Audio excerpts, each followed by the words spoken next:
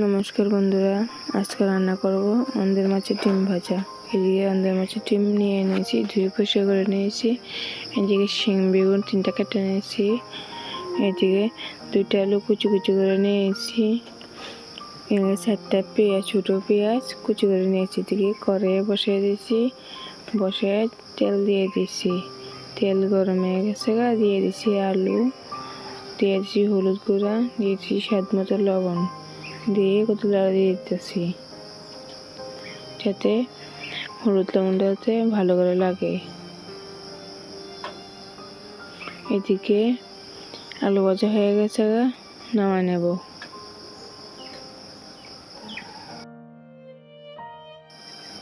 এদিকে আলু তোলা শেষ, কড়াইয়ে সরষের তেল দিয়ে দিচ্ছি, কুচি করে পেঁয়াজ দিয়ে দিচ্ছি, দিয়ে কত লাড়া দিতেছি। এদিকে পেঁয়াজ হালকা করে ভাজা হয়ে গেছে, দিয়ে দিয়েছি বেগুন, দিয়ে কতটা লাড়া দিয়ে দিতেছি। বেগুন সুন্দর করে ভাজার জন্য কত স্বাদ মতো লবণ দিয়ে দিছি।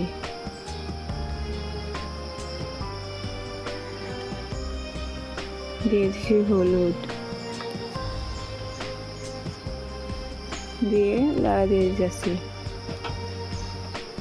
এদিকে বেগুন ভাজা হালকা হয়ে গেছে, দিয়ে দেব ডিম।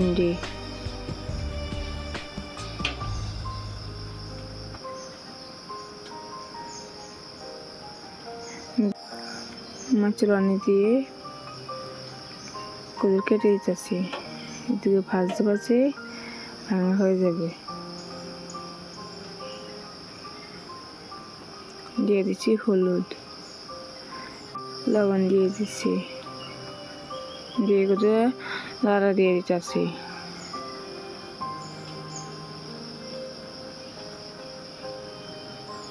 এদিকে ডিমটা ভাঙা হয়ে গেছে ভাজতে ভাজতে, আর ডিমটা অনেকটা ভাজা হয়ে গেছে। দিয়ে দিয়েছি ভেজে রাখা আলু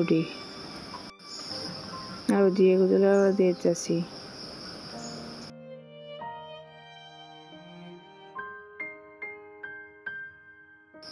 দিয়ে দেব 3টা কাঁচা লঙ্কা।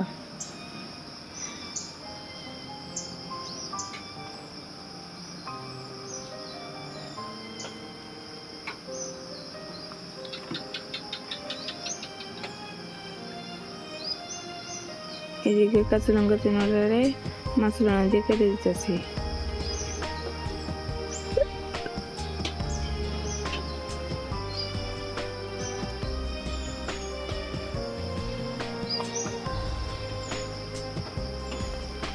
এদিকে ডিম ভাজা হয়ে গেছে, এখন নামা নেব।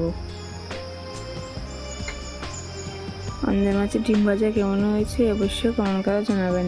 ভালো লাগে থাকলে লাইক, শেয়ার, সাবস্ক্রাইব করে পাশে থাকবেন।